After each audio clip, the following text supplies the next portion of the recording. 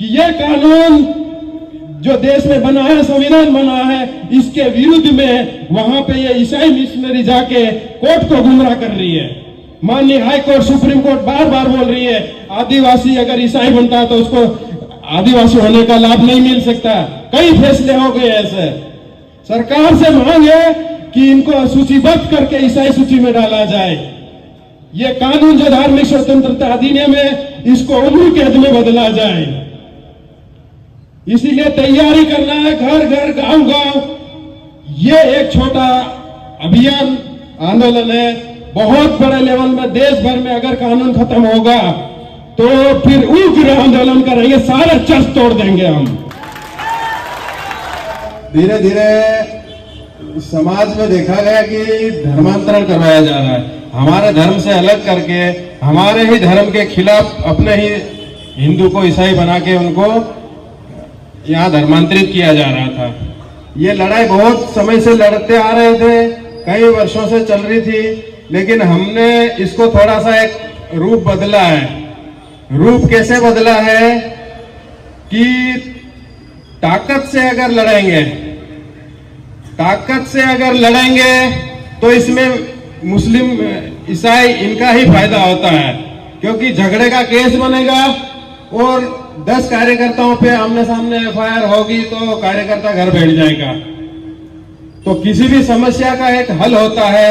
इस धर्मांतरण का हमने हम पढ़े लिखे हैं, पढ़ाई करी, कानून की किताबें पढ़ी, संविधान की किताबें पढ़ी। उसके बाद में इस समस्या का एक हल निकला। यहाँ के पुलिस प्रशासन से भी हमने जो आरटीआई कानून है उसके तहत जानकारी इकट्ठा करी। 2-3 साल तक हमने तैयारी करी। उसके बाद हमने पूरा कानून संविधान के साथ में, दस्तावेजों के साथ में पुलिस प्रशासन और सरकार के सामने प्रेस कॉन्फ्रेंस के माध्यम से एक बात रखी कि ये जो धर्मांतरण हो रहा है ये पूरा गैर कानूनी है, अवैध है, विधि विरुद्ध है। कैसे? क्योंकि भारत संविधान से चलता है, भारत देश, और यहाँ कानून व्यवस्था बना रखी है, न्यायिक व्यवस्था बना रखी है। कानून बना है मध्य प्रदेश में, मध्य प्रदेश सहित अन्य कई राज्यों में। उसमें लिखा गया है कि कोई भी व्यक्ति जब धर्मांतरित होता है, ईसाई बनता है या मुसलमान बनता है अपना हिंदू धर्म छोड़ के, तो उसको सबसे पहले जिला कलेक्टर, जिसको मजिस्ट्रेट बोला जाता है, मजिस्ट्रेट में जाएगा। मजिस्ट्रेट में एक आवेदन पेश करेगा कि मैं मध्य प्रदेश के जो कानून के अनुसार स्वेच्छा से ईसाई बनना चाहता हूं या मुसलमान बनना चाहता हूं, तो मैं एक डिक्लेरेशन आवेदन दूंगा। ऐसे ही एक व्यक्ति को वहां देना पड़ेगा। उसके बाद में उसका जो धर्मगुरु है, ईसाई धर्मगुरु या मुसलमान, वो भी एक आवेदन देगा और उसमें जो फॉर्म भरेगा उसमें लिखेगा कि मैं इस हिंदू लड़के को, इस हिंदू व्यक्ति को अब ईसाई बना रहा हूं। और जो हिंदू व्यक्ति ईसाई बन रहा है वो भी लिख के देगा कि हाँ मैं हिंदू था, अब मैं ईसाई बन रहा हूं। तो ये प्रक्रिया होने में 2 से 3 महीने लगते हैं। फिर जिला मजिस्ट्रेट उसको एक कागज जारी करता है कि हाँ तू कानूनी रूप से अब ईसाई बन गया है। वो रिकॉर्ड में आ जाता है, जो जनसंख्या रिकॉर्ड में रहती है हर जिले में, उस रिकॉर्ड में शामिल होगा। यहाँ पे आदिवासी कितने हैं, ईसाई कितने हैं, मुसलमान कितने हैं, उस रिकॉर्ड में शामिल होगा। और धर्मांतरण की सूचीबद्ध हो जाएगी कि हाँ इस व्यक्ति ने आवेदन दिया, इसके धर्म गुरु ने भी आवेदन दिया है, पादरी ने, अब ये कानूनी रूप से ईसाई हो गया है। जैसे ही ये सर्टिफिकेट मजिस्ट्रेट जारी करता है तो उसमें स्पष्ट एक चीज होती है, सबसे पहला क्या होगा, वो ईसाई सूची में शामिल कर दिया जाता है। उसी वक्त उसको एसटी सूची से हटाया जाता है। ये ऑटोमेटिक प्रक्रिया है। जब आपको ईसाई का सर्टिफिकेट जारी होगा तो आपका एसटी का निरस्त होगा। एक आदमी के 2 सर्टिफिकेट नहीं बनते हैं, ये भारत देश की व्यवस्था है। एक आदमी ईसाई भी होता है और मुसलमान भी होता है, हिंदू भी होता है, ऐसा नहीं होता है। या तो हिंदू होगा या ईसाई होगा या मुसलमान होगा। तो ईसाई होते ही उसको ईसाई सर्टिफिकेट में मस्टर्ड देगा तो वो एसटी हिंदू सूची से आउट हो जाएगा, बाहर हो जाएगा। इसीलिए इन्होंने क्या किया, मजिस्ट्रेट को आवेदन नहीं दिया। मैंने आरटीआई लगा के पूछा कलेक्टर कार्यालय में कि 1950 से आज तक कितने लोगों ने आवेदन दिया ईसाई बनने के लिए, कितने लोगों ने आवेदन दिया चर्च बनाने के लिए। तो जवाब आया लिखित में सील साइन लगा के कि अभी तक एक भी आवेदन किसी ने मजिस्ट्रेट में नहीं किया। ये जितने भी बने ये गैर कानूनी है, गैर कानूनी है। इसीलिए मोगाजी महाराज यहां बैठे हैं। पागलवा में एक केस बना धर्मांतरण का, कोर्ट ने उसको 5 साल की सजा और 1.25 लाख जुर्माना ठोका। क्यों ठोका? गैर कानूनी ईसाई बनाया जा रहा था और खुद भी गैर कानूनी ईसाई था वो पादरी। ये जिले में जितने भी चर्च है और पादरी है ये सब विधि विरुद्ध है। मेरे पास सारे दस्तावेज है, एक एक दस्तावेज मैंने प्रशासन में दिए हैं, सरकार में दिए, अब सुप्रीम कोर्ट में देने जाएंगे। हमारी लड़ाई कानूनी रूप से है। मारना आता तो 2 दिन में पूरा जिला निपटा देते हैं, लेकिन मारेंगे नहीं। देश लोकतांत्रिक है, संविधान से चलता है, इसलिए हमने कंट्रोल कर रखा है। कोई बड़ी बात नहीं है किसी ईसाइयों को यहां से भगाना, लेकिन हम संविधान को मानते हैं, कानून को मानते हैं। इसीलिए हमने प्रशासन का रास्ता चुना, कोर्ट का रास्ता चुना और यहां आज तक 4-5 पादरियों को 5-5 साल की सजा करा दी। सारे चर्च यहाँ के गैर कानूनी है, सारे ईसाई गैर कानूनी है, सारे पादरी विधि विरुद्ध बने हैं। वो यहाँ जो पीटर खराड़ी है, डायसिस का बड़ा पादरी, फादर बोलते हैं, वो खराड़ी था। पीटर किसने बनाया? पीटर तो आदिवासी नहीं होता है, ईसाई होता है। खराड़ी आदिवासी होता है, उस खराड़ी को पीटर बनाया। क्या मजिस्ट्रेट की अनुमति ली? नहीं ली, इसके पास नहीं है, डायसिस के पास नहीं है, कैथोलिक डायसिस के पास भी एक भी विधिवत धर्मांतरण का सर्टिफिकेट नहीं है। ये सारे गैर कानूनी है और इनका मकसद है हिंदू धर्म को नुकसान पहुंचाना, हिंदू धर्म के विरुद्ध माहौल तैयार करना और आदिवासी की संस्कृति, सभ्यता, आदिवासी का अस्तित्व मिटाना।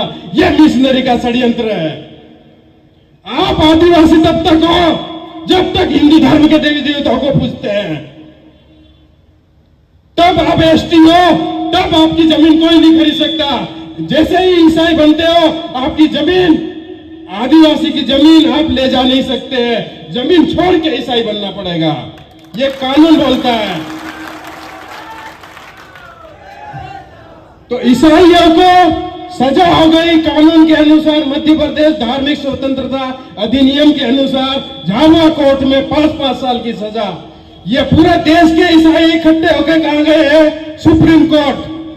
उसके पहले हाई कोर्ट गए थे मोवड़ा में कार्यक्रम की अनुमति लेने। वहां जाके क्या बोलते हैं कि हम ईसाई हैं, हमको यहाँ पे कार्यक्रम नहीं करने दिया जा रहा है। भारत के संविधान में धार्मिक स्वतंत्रता का अधिकार है। हाई कोर्ट, सुप्रीम कोर्ट में ये बात रखते हैं जाके। लेकिन यहाँ कलेक्टर, एसडीएम ने लेटर जारी करे पूरे पादरियों को, तो सब ने एफिडेविट दिया है जिला कलेक्टर को और लिखा है हम ईसाई नहीं है। मेरे पास सारी सत्यापित कॉपियां हैं इनकी। और हाई कोर्ट में जाके बोल रहे हैं हम ईसाई हैं। कोर्ट को गुमराह कर रहे हैं, पुलिस प्रशासन को गुमराह कर रहे हैं, सरकार को गुमराह कर रहे हैं, संविधान विरोधी काम कर रहे हैं, गैर कानूनी काम कर रहे हैं। हाई कोर्ट के बाद अब सुप्रीम कोर्ट में जाके ये बोल रहे हैं कि ये जो सजा हो रही है 5-5 साल की, इस कानून को खत्म किया जाए। इस कानून को, क्योंकि सजा हो रही है इसलिए मांग कर रहे हैं कि इस कानून को खत्म किया जाए। किसके ऊपर दबाव बना रहे? सरकारों के ऊपर, कोर्ट के माध्यम से नोटिस निकाल के। लेकिन हम यहां से सरकार को बोलना चाहते हैं, मध्य प्रदेश सरकार हो या केंद्र सरकार, यह जो धार्मिक स्वतंत्रता कानून अधिनियम बना है, यह आदिवासियों को बचा रहा है, यह हमारे धर्म को बचा रहा है, यह हमारी संस्कृति को बचा रहा है। इस कानून को निरस्त नहीं होने देंगे, चाहे कुछ भी हो जाए। यह कानून जितना मजबूत है इसको और मजबूत किया जाए। अभी 5 साल की सजा, अब इनको उम्र कैद की सजा का प्रावधान किया जाए, क्योंकि ये देश हिंदुओं का है। और ये यहाँ पे झाबुआ जिले में अनुसूचित क्षेत्र है, आदिवासियों के लिए एक संवैधानिक प्रावधान करके सुरक्षा कवच बनाया गया। मिशनरी ने बिना मजिस्ट्रेट की अनुमति, बिना कलेक्टर प्रशासन की अनुमति, बिना पुलिस से अनुमति लिए सीधे ईसाई बनाया गैर कानूनी रूप से, सीधे चर्च बनाया गैर कानूनी रूप से। आदिवासी की जमीन पे चर्च बन ही नहीं सकता। धरती पे अभी तक कोई ऐसा कानून ही नहीं बना जिसमें यह लिखा हो कि चर्च बन सकता है। तो ये चर्च भी तोड़ेंगे, पादरियों को भी या तो घर वापसी होगी या फिर सुप्रीम कोर्ट में जवाब देंगे हम अभी जाके कि ये कानून जो देश में बना है, संविधान बना है, इसके विरुद्ध में वहां पे ये ईसाई मिशनरी जाके कोर्ट को गुमराह कर रही है। माननीय high court, supreme court bar बार बोल रही है आदिवासी अगर ईसाई बनता है तो उसको आदिवासी होने का लाभ नहीं मिल सकता। कई फैसले हो गए ऐसे। सरकार से मांग है कि इनको सूचीबद्ध करके ईसाई सूची में डाला जाए। ये कानून जो धार्मिक स्वतंत्रता अधिनियम है, इसको उम्र कैद में बदला जाए। इसीलिए तैयारी करना है, घर घर गांव गांव। ये एक छोटा अभियान आंदोलन है। बहुत बड़े लेवल में देश भर में अगर कानून खत्म होगा तो फिर उग्र आंदोलन करेंगे, सारे चर्च तोड़ देंगे हम। अभी हमने कानून का रास्ता पकड़ा है, कानून सजा दे रहा है। अगर कानून नहीं रहेगा तो फिर हम न्याय करेंगे और आर पार न्याय करेंगे। इसलिए कानून खत्म नहीं होना चाहिए, होना ही नहीं चाहिए, होने भी नहीं देंगे। ये आदिवासी हितैषी कानून है, ये हमारे धर्म का हितैषी कानून है, इससे आदिवासियों की रक्षा हो रही है। ये मेन विषय था। इन्हीं शब्दों के साथ मैं अपनी वाणी को विराम देता हूं। बहुत बहुत धन्यवाद। एक बार ऐसे नारे लगाओ कि फिर से हम जाग गए। 1-2 साल का गैप था, लेकिन फिर से हम मैदान में आए हैं। हर हर महादेव, पूरी ताकत से हर हर महादेव, हर हर महादेव, हर हर महादेव। जय जय श्री राम, जय जय श्री राम। हिंदू को बटना नहीं है, किसी भी जाति का, उनको एकजुट होना पड़ेगा। लड़ाई अब अंतिम चरण में है। कोर्ट में जवाब देगी एमपी सरकार भी, और हमको बुलाएंगे, हम भी देंगे। उसके बाद महाअभियान, महासंग्राम शुरू करेंगे झाबुआ जिले में, तय है।